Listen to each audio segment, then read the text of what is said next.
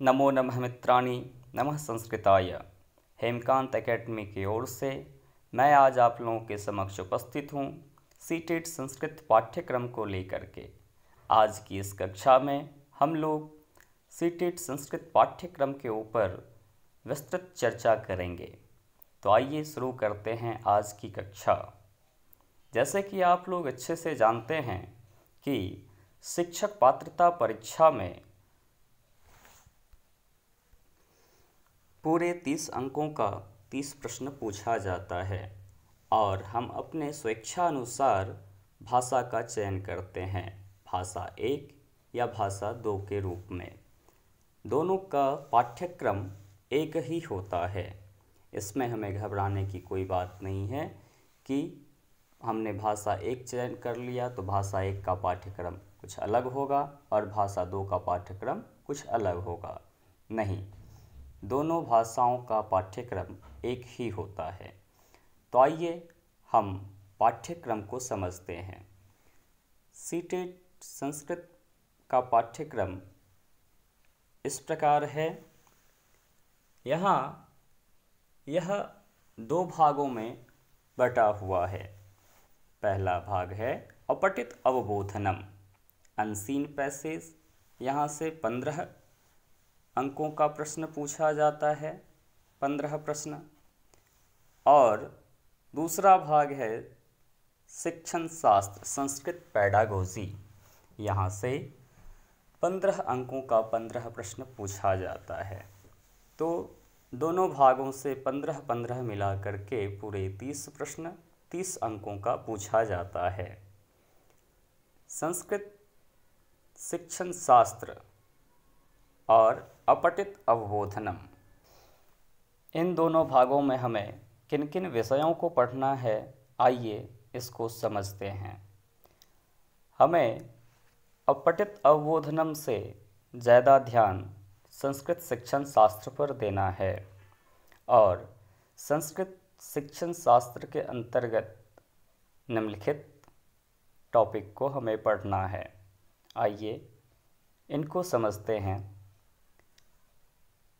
संस्कृत भाषा शिक्षण, भाषा कौशलानी, संस्कृत भाषा शिक्षण के सिद्धांत एवं सूत्र, संस्कृत भाषा की विधियाँ, संस्कृत भाषा शिक्षण की विधियाँ, शिक्षण अधिगम सामग्री, इनमें पाठ्यपुस्तक, बहुमीडिया सामग्री, बहुभाषी कक्षा संसाधन, संस्कृत भाषा सिखाने की चुनौतियाँ, त्रुटियाँ और विकार, उपचारात्मक शिक्षण, संस्कृत भाषा शिक्षण का मूल्यांकन। इन सारे विषयों को हमें संस्कृत शिक्षण शास्त्र के अंतर्गत खूब अच्छे से पढ़ना है। और इसके बाद जो हमारा दूसरा भाग है अपठित अवबोधनम, यह अनसीन पैसेज, यहाँ से 15 नंबर के प्रश्न आते हैं, जिसमें से मुख्य रूप से यह भाग गद्यांश और पद्यांश पर आधारित होता है। गद्यांश में हमें एक कहानी दे दी जाती है और उस कहानी से 7 या 8 प्रश्न पूछे जाते हैं। ठीक उसी तरह पद्यांश में हमें कुछ पद्यों को दे दिया जाता है, पद्य अर्थात श्लोक को दे दिया जाता है और वहाँ से भी 8 या 7 प्रश्न पूछे जाते हैं। यानी कुल मिलाकर के गद्यांश तथा पद्यांश से 15 प्रश्न पूछे जाते हैं और हर एक प्रश्न का 1-1 नंबर होता है। गद्यांश और पद्यांश के अंतर्गत ही हमें व्याकरण तथा संस्कृत साहित्य को भी ध्यान में रखना है, कुछ विषयों को, क्योंकि इसी 15 प्रश्नों के अंतर्गत यहाँ व्याकरण तथा संस्कृत साहित्य के 2-4 प्रश्न पूछ दिए जाते हैं। गद्यांश और पद्यांश में बहुत सारे प्रश्नों का उत्तर उसी में छिपा होता है। उस गद्यांश को पढ़ करके आप उन प्रश्नों का उत्तर दे सकते हैं तथा उस पद्यांश को पढ़ करके उन प्रश्नों का उत्तर दे सकते हैं। लेकिन ये 2-4 जो प्रश्न हैं व्याकरण तथा संस्कृत साहित्य से आते हैं। इन विषयों को हम समझते हैं। व्याकरण में हमें व्याकरण परिचय, वर्ण विचार, प्रमुख संज्ञाएं एवं परिभाषाएं, संधि, कारक, समास, प्रत्यय, अव्यय, उपसर्ग, पर्यायवाची शब्द, विलोम शब्द, विशेषण विशेष्य तथा सर्वनाम, शब्द रूप और धातु रूप, इन सारे विषयों को हमें व्याकरण के अंतर्गत अच्छे से पढ़ना है।